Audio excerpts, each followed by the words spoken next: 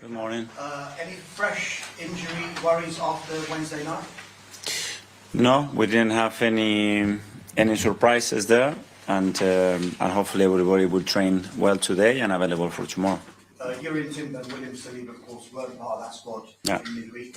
Are they okay? Yeah, they are okay. Obviously, they have played a lot of minutes. They've been carrying a few niggles, and it was a really good opportunity for us to offload them a little bit and refresh them.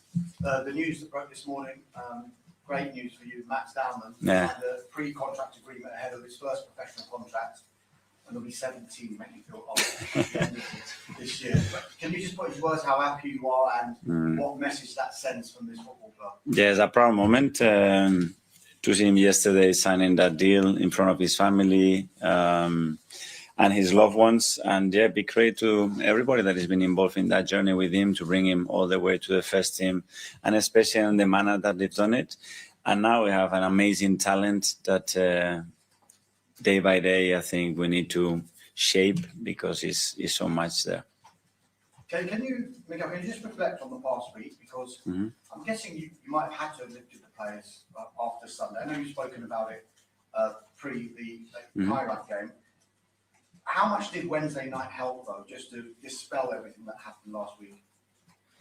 Well, it's just understanding where you are. Certainly, when you lose a game, you have a lot of feelings because especially this group of players are so competitive and they seek for excellence. And when you don't reach it, you ask yourself questions, and we did that. But I think my role there as well is to bring optimism and reality of where we are. And our club has a long history, and to find a moment where in February we are in the position that we are is very difficult to find. So guys, we are doing so many things so well, and let's focus mainly on that.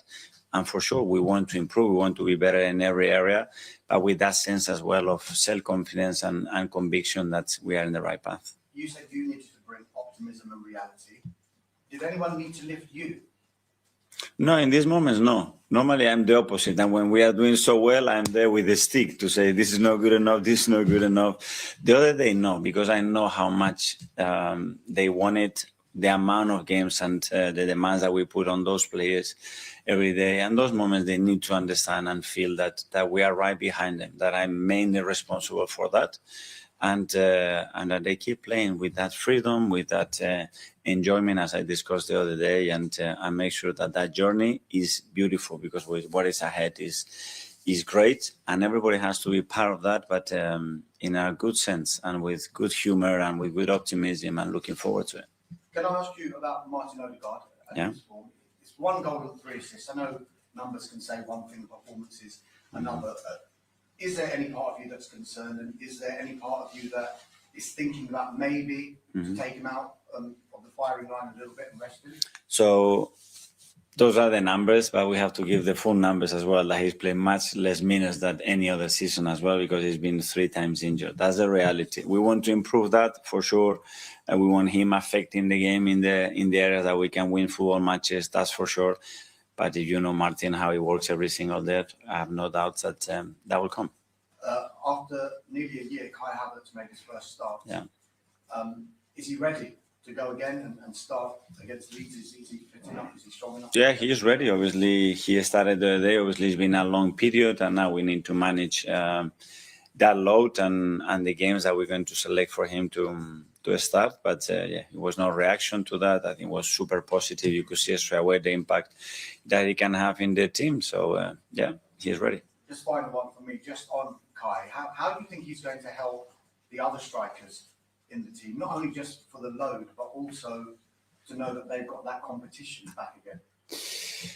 More than the competition, which I understand we have different characteristics with the nines, but as well Kai can play in different positions. And his main quality is that he makes you better somehow. The way he moves, communicate with this, gives you information, moves around. Is a very difficult player to mark, and especially he opens up a lot of spaces for the rest of the players. So I think they're going to be very happy to have him around. Thank you. Good luck. Thank you. From the Premier League. Hi. Just touching on that again, Kai Havertz and Jokic, they seem to have a connection. Immediately, Havertz turned middle of the pitch, got the assist. Jokic returned the favour, took the defender away for the Havertz goal. When you signed Jokic initially, did you have that in mind to have Havertz behind him and sort of in the left centre space? And how much do you think that will change your midfield? Because obviously someone will also have to come out. Is that something you're comfortable to do? Yes. So, well, we knew when we signed Victor as well that Kai was going to be out for still a long period, and Gabi Jesus was nowhere near. So we hoped that this relationship was going to build in the right way, but we didn't know when. So the other night we saw a lot of positive things. Obviously, it will depend on the opponent and how they behave, what formation they use. But there are options that are obviously really, really positive to the team, whether he plays as a 9, as an attacking midfielder, and to have that combinations, whether it is at the start or throughout the game. I think it's something very good, and it can impact the game in a really powerful way. You've spoken so highly of Odegaard. You've mentioned another player, his ability to make everyone around him better on and off the pitch. You said his preparation's top tier. He said himself it's a big squad when everyone's talking about his minutes, and that will probably help towards this end of the season and everything you're competing for. When you're picking your matchday squad and he's not in it, what is the thought process behind that? It's hard because he's competing with. At the moment, there are 2 or 3 players that have to be out of the squad. Yeah. That's our reality. I cannot change that. These are the rules. Hopefully, the Premier League next season, instead of 18 outfield players, it will do 20. I beg them from here, like it's in the Champions League, because it's much better to manage the squad, to maintain the value of the players, to maintain the mental health of the player, because nobody wants to get out of the squad. So I beg them that if we can, between all of us, help us on that. We can bring them. We can deal with hotels, travels, and all that. And that would be very, very helpful for everybody, because that's the worst thing when you need to leave somebody. But at the end, you have positions, players that can play in various positions, and you cannot overload certain positions and weaken some of them. So that's normally the process to make that decision, because it's never about, if it's about how he trains, how he behaves, how he talks, how he helps everybody, he needs to be in every minute of every game. Finally, Brandon Bailey-Joseph came on, had a debut, another 17-year-old. There's a lot of talk in the Premier League about youngsters promoting people from the academy, but I don't think people realise how big the jump actually is. In your management style, what are you looking for to separate a youngster who's actually ready? Another 2 spots in the squad is great as well. So we can bring more young players, more solutions, more happiness there, the right moment. So that's something only is going to help. So hopefully we can do that. But it's great. At the end, they need to understand and especially feel that door is open, that the dream is possible, and they've been training with us now for a few days, and we find the right moments to do that. We need to get them that taste. And then we have to see how they behave in that environment. It's the only way to understand whether they can contribute to the team or not. Thank you. Alex from the BBC. Hi, Mikel. Hi. There's been a lot of talk about how you don't have a clear scorer in the Premier League, but how important will the return of Ricardo Calafiori potentially be because of his unpredictability and to help unlocking those forwards? Yeah, well, Rick has been instrumental in the way, especially that we attack, and he has unique qualities to occupy spaces and to create things that probably the qualities of the other fullbacks are different. So when we need them, they will be there. Now he's fit, he's available, and we'll have to wait and see when we can use him.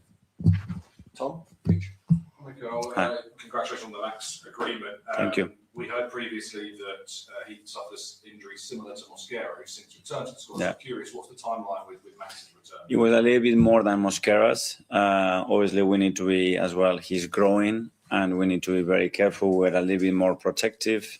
It's true that he has a different schedule as well because he needs to go to schools and that. So we need to respect a lot of things throughout that process. But I think he's quite close. He's on the pitch now. He's doing well, and hopefully we're going to be able to see him soon. And Domash asked about Martin earlier on as well, and his form at the moment. I noticed on the field that he drops quite deep sometimes to try and link the play and get the ball. You mentioned earlier how you want him to get into positions that he's going to affect the game. Mm-hmm. When he does drop into those deeper roles, is that by design or is that as a result of others not doing certain things and he needs to get into those areas? It's a bit on his nature, and my nature is to go to the opposite side. But we need to respect as well the qualities and the talent of players, and within that they need to feel as well the freedom in attack, especially to do what they believe is best there. Matt from the Standard. Hi. You've had a fair few academy players obviously come into the first team. Ethan made his debut really young too. Where does Max sort of rank in the academy players you've seen come through? In terms of talent or Talent, mentality, all the things. yeah, well, certainly one of the best. I mean, what he's done with us at the age of 15, me personally, I haven't seen it before. Only with a guy that used to play in Barcelona, but maybe not even that. But yeah, he certainly has, not only that, he has a certain charisma as well and personality that he doesn't get overwhelmed, whether it's by the situation or the stadium or the opposition. And that's a huge quality to have. And when you're sitting down with players like an academy player trying to get them to sign a contract, how important are players sort of like Bukayo as an example of sort of as the pathway is there for them? Well, the fact that obviously we have very good examples at the club, it is very helpful. Then it's down not only the player as well, but the family as well, because obviously they are in a crucial part of their education and their development, and we are very responsible of that. But it's been great. He's got a great family. The communication between us has been very, very productive over the years. And now I think they trust what we're going to do with him. And now it's down to him and us to build an amazing career with him. Hi, Mikel. Just on the on-pitch relationships and connections, with how busy January has been, I mean, a game every 3 days, no midweek off, how much time have you actually had to figure out those new connections and work on them? Because, yeah, it just seems like there's been no time. To figure it out a lot, to work very little, unfortunately, because we haven't had time. And obviously the availability of the players are crucial in relation to that. But yeah, constantly build that. Now we have some new ones as well with some of the players that in the last few weeks are being available, and learn quickly. The quicker we learn, the better, because we will know what is more effective against certain opponents as well, and we'll be better. And on that, with the first goal the other night, I think a word you've used quite often is like vertical in terms of when Arsenal playing well. Yeah. And that seemed that they were very vertical. How pleasing was that? And would you like to see that type of football more? Yeah, depends what the game needs. You can be vertical when the opponent behaves in a certain way. When they have 10 players inside the box, you cannot be vertical. You can maybe shoot from the edge or create chaos in the box or do something different or generate set pieces. So if they want to defend there, make sure they defend there, but with 6-7 players inside the box. So depends on how the opposition behaves and the opportunities that you have in relation to space and time. James, ESPN. Okay, we talk a lot about the fine margins in the title race. I just wondered what your reaction was when City signed Gay and Slovenia. That's business. I don't know. I know what they're going to do and what they've been doing over the last 10, 15 years. So obviously, no surprise. They want to win and they will do everything to win. I mean, they look like sort of win now signings, players who know the league. I just wondered, does it make you look at the last few days of the window any differently? Not because of them, because if we have any issues, we need to be on top of that, but that's not a surprise. They did it as well last year, very aggressively when it was needed.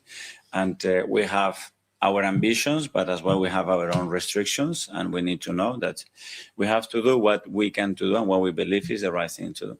And Pep's called Arsenal the best team in the world last week. He's also talked about how they have the sort of know-how to win the title, sort of implying there's a difference there between City and Arsenal. Do you think he's playing mind games with you? With me? Yeah. I don't think so. Do you still sort of talk, Yeah. even though you're two top clubs? Yeah, I don't talk like with my wife every 3 days, but we talked and quite generally, and I think he talks about how he feels, and that's it. And if there are mind games, there are mind games, but I don't pay too much attention because at the end you have to go on the pitch and deliver. Because people would find it surprising that you can maintain that relationship and yet be rivals at the same time. For me, the surprising thing would be not to. And I think it would be a really bad example for sports. And I think in the sport you have to learn. And probably the biggest lesson that the sport has given us is the relationship, for example, that Rafa Nadal and Roger Federer had. And we are not at that level at all, but one of the best in the history, or the two best, one of the best sportsmen, the relation they have between them when they have to play final one against each other. So how the hell I'm not going to have a great relation with someone that I admire, I work with, and is a colleague, but the same with any other opponent. When it goes to the court or to the pitch, that's forgiven. Yeah. Harry, BBC Radio. Hi, Mikel. You spoke quite a bit after last weekend's game about the need to enjoy the position that you're in as a group. It seems from the outside that there was a bit of a sort of psychological reset. Have you spoken at all about maybe a tactical reset? Is that something that you think is required? Well, depending on the game, 3 days before Manchester United, no. In the first half an hour against Manchester United, no. The way we give the ball against Manchester United, big yes. So depending on the action, depending on the moment of the game, and the way we concede the 2 goals, big yes. Okay, we did the last two in the Ice Live. First, Abdia. Good morning, Mikel. Good morning. Abdia from Ventures. One, Declan Rice is about to make his 300th Premier League appearance tomorrow. How proud are you of him for reaching such a proud milestone?